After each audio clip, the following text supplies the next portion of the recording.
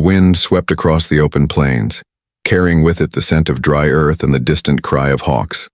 Miles of golden grass stretched in every direction, broken only by a few scattered ranch houses and the dusty trail that led into town. It was the kind of land where a man could live free but also grow terribly lonely. On the far edge of this wilderness lived Ethan Walker, a rancher who had worked the soil and tended cattle all his life. Ethan was in his early 40s, broad-shouldered, from years of hard labor, his skin tanned by the sun, his eyes quiet but tired. Neighbors said he was a good man, though not many really knew him. He kept to himself, spoke little, and worked hard. But behind the silence was a deep emptiness. Ethan had never married, never had children. His ranch was steady and strong, but his heart carried the weight of loneliness that grew heavier with every passing year. While Ethan lived with dignity, there were others in town who had long abandoned it. Among them was Samuel Turner, a man known more for his drinking than for any honest work. Samuel had once been a strong ranch hand, but whiskey had turned him bitter and careless. His debts piled up, his name carried no respect, and the little family he had left suffered for his failures. And then there was the girl, Samuel's daughter. She was no more than 16, a pale and fragile figure often seen trailing behind him in town. Her name was Clara, but most only knew her as the deaf girl. She never spoke, never reacted when people tried to talk to her. To strangers, it seemed as though she lived in a world of silence. Samuel often complained loudly in the saloon that she was useless, that she couldn't hear a word, and that she was nothing but a burden. The townsfolk, used to his drunken ramblings, shook their heads and turned away. But one evening, the whispers in the saloon grew darker. Samuel, more drunk than usual, slammed his glass down and announced he was through with her. If no one wanted to help him pay his debts, then maybe someone would pay him for her. A daughter, deaf and unwanted, he'd sell her off like she was nothing more than livestock. The room went still. Some laughed it off, others muttered curses, but no one stepped in. In that town, people had learned to mind their own business. Ethan, however, sat at a corner table, his weathered hat pulled low over his brow. His hand tightened around his glass as he watched the drunken father boast about selling his own flesh and blood. Something stirred deep within him. Anger, disbelief, and a quiet ache. He had lived alone for years, but he could not ignore what he was hearing. That night marked the beginning of a story no one in town would ever forget. A story of a lonely rancher, a broken girl, and a secret waiting to be discovered.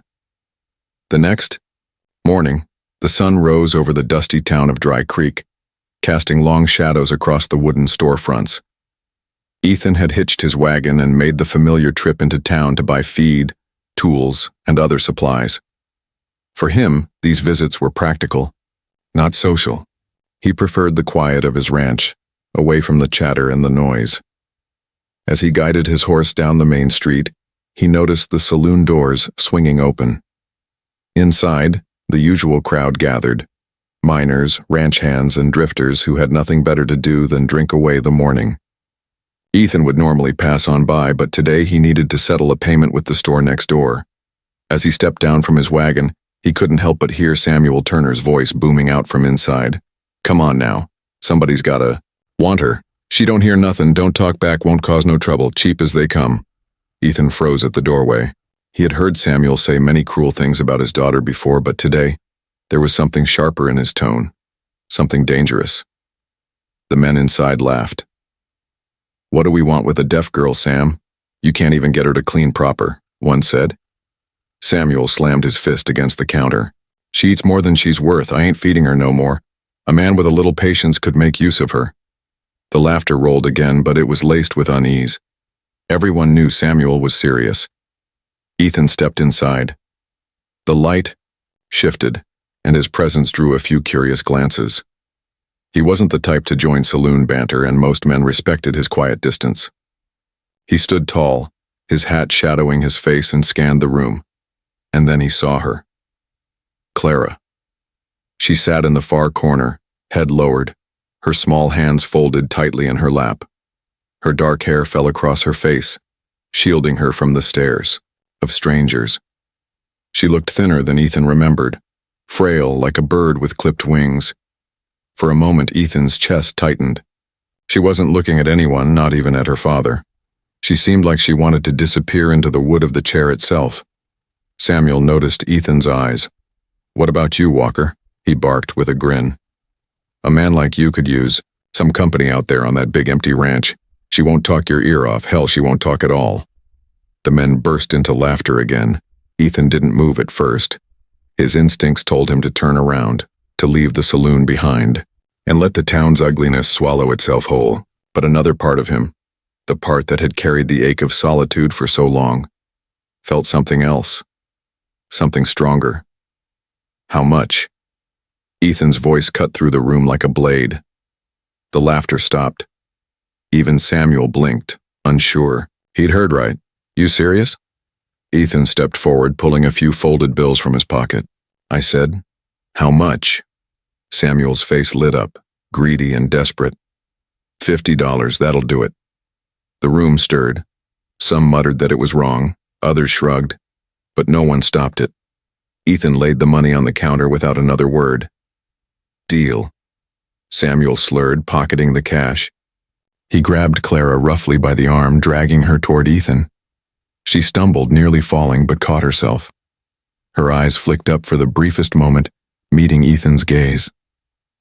There was fear in them, but also something else. Something like a silent plea. Ethan placed his hat back on his head and took her hand gently, pulling her away from Samuel's rough grip. "She's mine now," he said firmly. "You don't come asking after her again." Samuel laughed bitterly, raising his glass. "Good riddance. She's your problem now." With that, Ethan turned and led Clara out of the saloon. The townsfolk watched in silence as the lonely rancher and the so-called deaf girl stepped into the daylight together. Outside, the air felt different, clearer somehow, as if a line had been drawn. Ethan lifted Clara into the wagon and climbed onto the seat beside her. For the first few miles, neither spoke. She kept her eyes on her lap, her hands trembling. Ethan guided the horses steadily, the silence between them filled only by the creak of the wheels and the call of distant crows. At last he said quietly, "You don't have to be afraid anymore." Clara didn't lift her head, but her hands stilled. For the first time in her life, someone's voice carried not anger or cruelty, but safety. She didn't know it yet, but this moment would change both their lives forever. The wagon rattled over the dirt road for hours, carrying Ethan and Clara farther from town with every mile. The sun dipped lower, casting streaks of orange and pink across the horizon. Ethan kept his eyes ahead, reins steady in his hands, while Clara sat stiffly beside him, clutching her thin shawl around her shoulders. She hadn't looked at him once since they left. When they finally reached the ranch, the scene opened wide. A sturdy wooden house with smoke drifting from its chimney, a barn leaning against the edge of the corral, and cattle scattered across the rolling pasture. For Ethan, this place was home.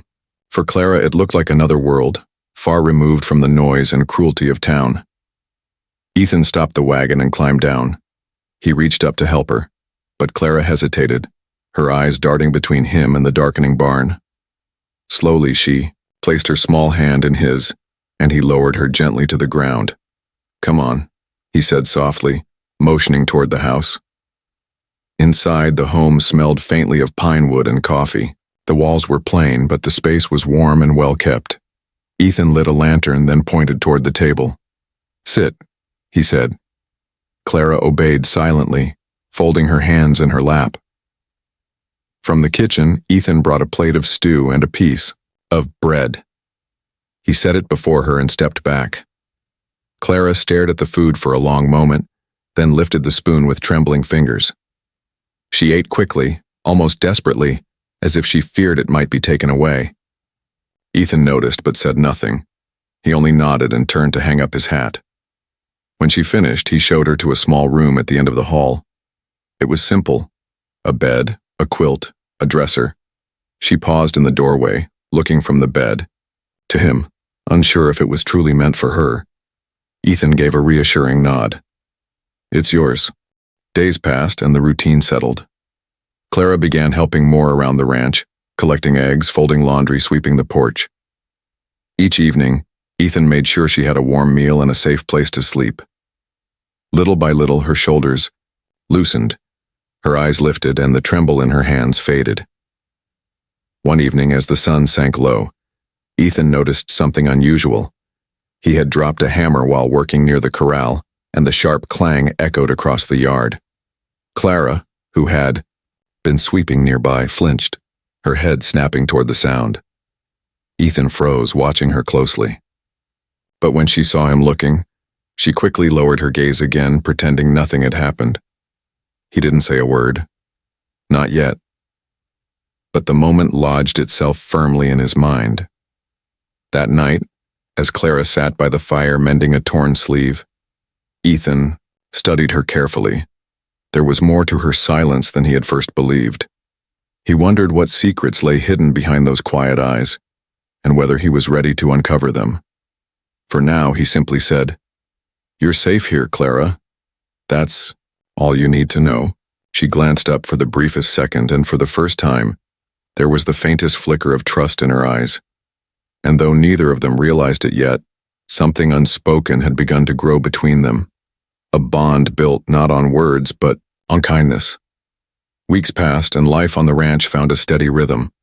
Clara grew more comfortable each day. She no longer ate her meals in haste, no longer flinched at every sudden movement. She even began humming softly while working, though the sound was faint, almost like she didn't realize she was doing it. Ethan noticed, but he kept quiet, giving her space to heal in her own way. Yet peace in Dry Creek was never guaranteed. One Saturday afternoon, Ethan rode into town for supplies, leaving Clara at the ranch. When he returned, he saw a figure slouched against the gate. Samuel Turner. The man's hat was crooked, his shirt stained with whiskey. He straightened when he saw Ethan approach, a bitter grin tugging at his lips. Well, Samuel slurred. "How's my girl settling in? You treating her like property, or you gone soft on her?" Ethan's jaw tightened. He dismounted slowly, his eyes locked on Samuel. "She's not yours anymore. You sold her. You stay away from this ranch." Samuel chuckled darkly, stepping closer. "Sold her, sure, but a man's got rights to his blood, don't he? Maybe I let you borrow her too cheap. Maybe I came to renegotiate." Ethan's voice hardened. "There'll be no renegotiating. She's safe here. You won't touch her again." Samuel's grin faltered when Ethan stepped forward, towering over him with the weight of a man who had nothing to lose and everything to protect. Samuel spat on the ground, muttered something about ungrateful brats, and stumbled off into the dust. From the porch, Clara had been watching. Her face was pale, her hands clutching the railing, so tight her knuckles were white. When Samuel disappeared into the distance, Ethan walked toward her.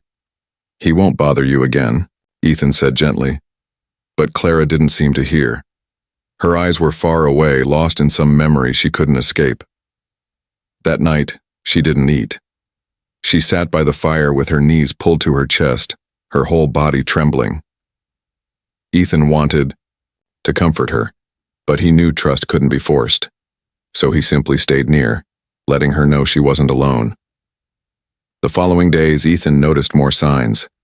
Clara's reactions were sharper than before. When the dogs barked, she turned her head.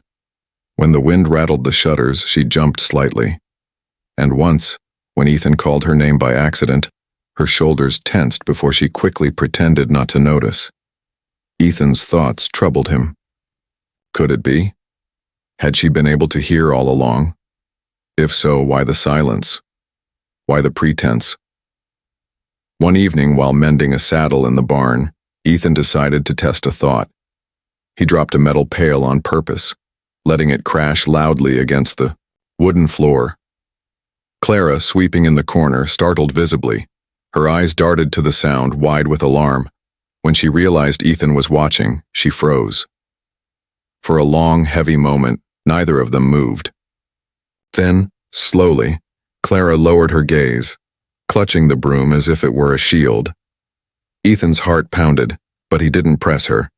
Instead, he said in his calm, steady tone, "You're safe here, Clara. You don't have to pretend. Her eyes flicked toward him, shimmering with something between fear and sorrow, but she quickly turned back to her work. That night, Ethan sat awake long after the lamps had gone out. He had pieced together enough to know the truth, but he didn't yet understand why she hid it. Whatever the reason, it was rooted deep in pain she wasn't ready to share. For now, he decided, he would wait. He would be patient. Someday, when Clara was ready, she would tell him the truth. And when that day came, Ethan knew it would change everything. The ranch settled into the quiet rhythm of summer. Days stretched long beneath the blazing sun, filled with chores, the hum of cicadas, and the steady creak of the windmill. Clara worked beside Ethan, helping with small tasks, feeding the chickens, fetching water, folding laundry by the porch. To an outsider, their life might have seemed ordinary. But for Ethan, each day with Clara was a reminder of how far she had come from that broken figure in the saloon. Still, questions gnawed at him. He had seen enough to know the truth. Clara could hear. Not perfectly, perhaps, but well enough to respond to sounds. Yet she clung stubbornly to her silence, retreating into herself whenever he came close to confronting it.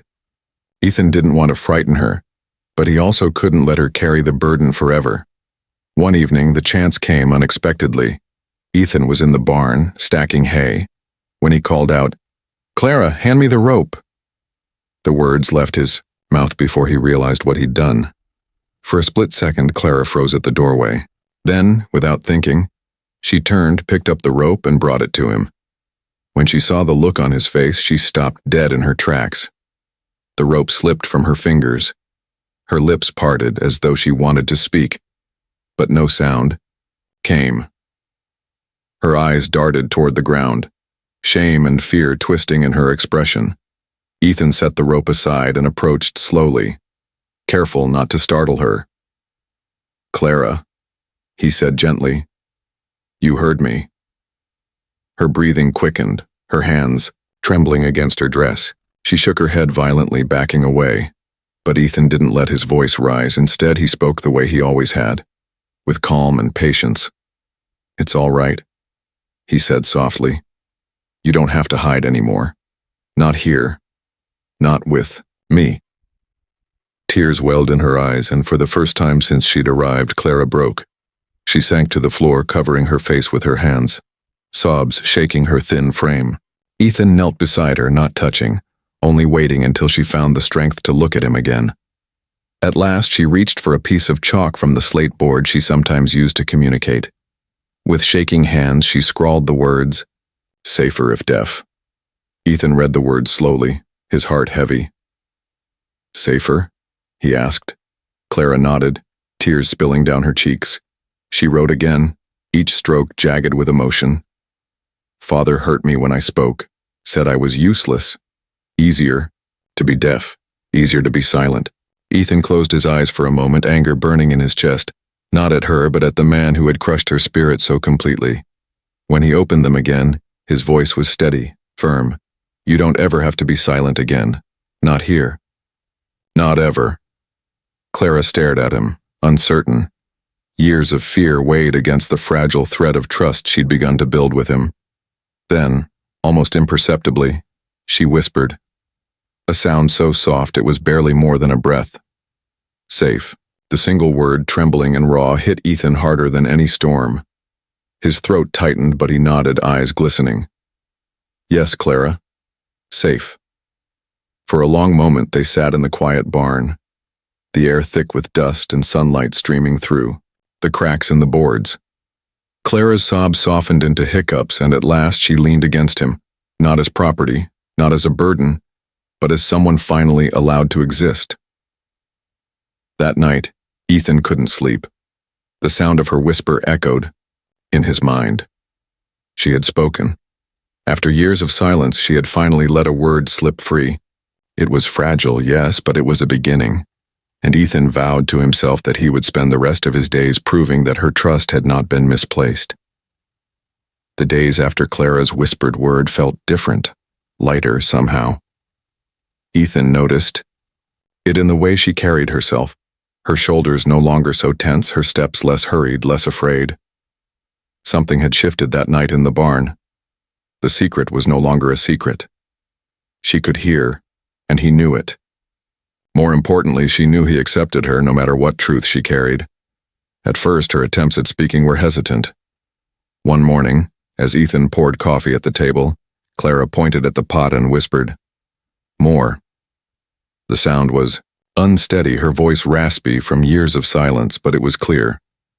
Ethan paused, staring at her as though he'd just heard a miracle, then smiled gently and filled her cup. He didn't push her, didn't flood her with questions. He simply nodded and said, "Good." Each day she tried a little more, a word here, a phrase there. "Thank you." "Horse." "Sunset." Sometimes her voice broke, sometimes the words tangled, but Ethan never let her see frustration in his eyes. He encouraged her with patience, celebrating even the smallest effort. In return, Clara's confidence grew. By late summer, laughter returned to the ranch, the sound of Clara laughing for the very first time. She had been brushing one of the colts when it nudged her too hard, knocking her into the hay pile.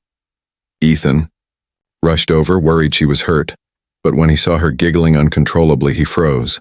The sound was awkward, rusty, but it was joy, pure, unguarded joy.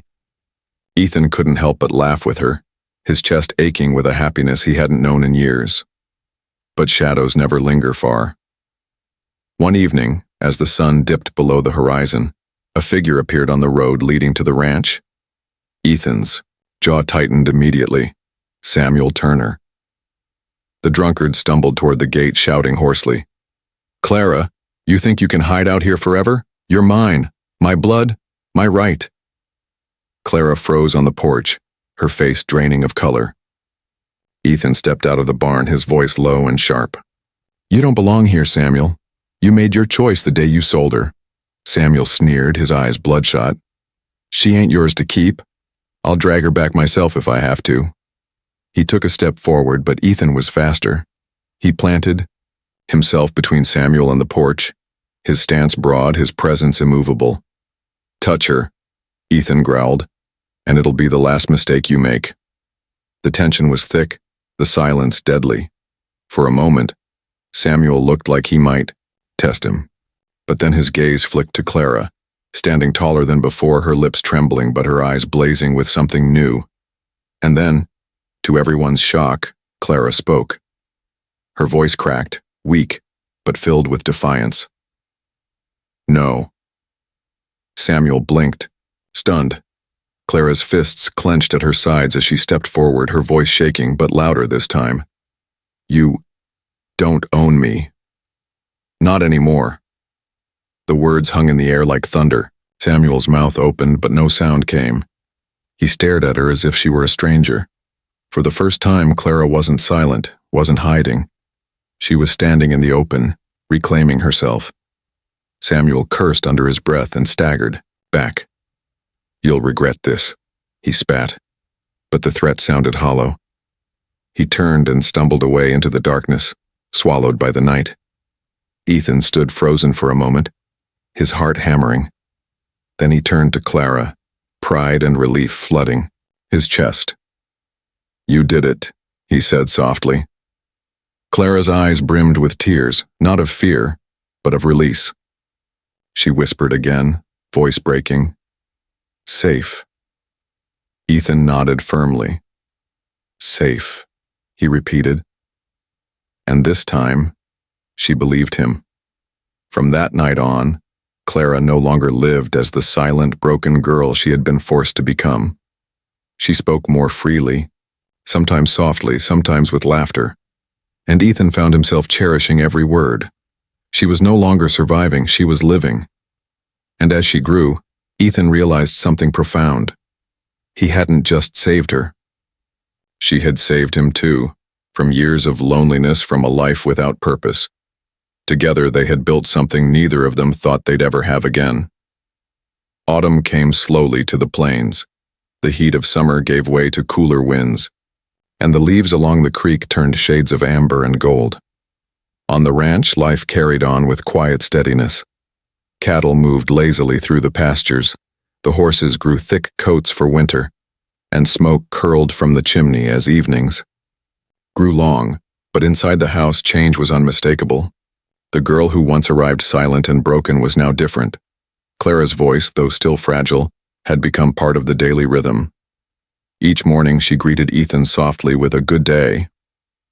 At supper, she whispered grace before eating. And sometimes when she thought he wasn't listening, she even sang under her breath while sweeping or folding laundry. The songs were rough, little more than murmurs, but to Ethan they were sweeter than any music he had ever heard. The bond between them grew deep, father and daughter in all but name. Ethan taught her more about the ranch, how to guide the cattle, how to mend fences, how to ride confidently. Clara learned eagerly, her confidence growing with each task. She was no longer a shadow shrinking from the world, but a young woman stepping into it with cautious hope. One evening, after a long day of work, they sat together on the porch. The horizon glowed with the last light of the sun, and the crickets had begun their nightly chorus. Ethan leaned back in his chair, his hat tilted low, while Clara rested beside him, her hands folded in her lap. "Ethan," she whispered, her voice steady. "Thank you." He glanced at her, raising an eyebrow. "For what?" She hesitated, then said, "For hearing me, when no one else did." Ethan's throat tightened. He turned his gaze back to the horizon, blinking hard.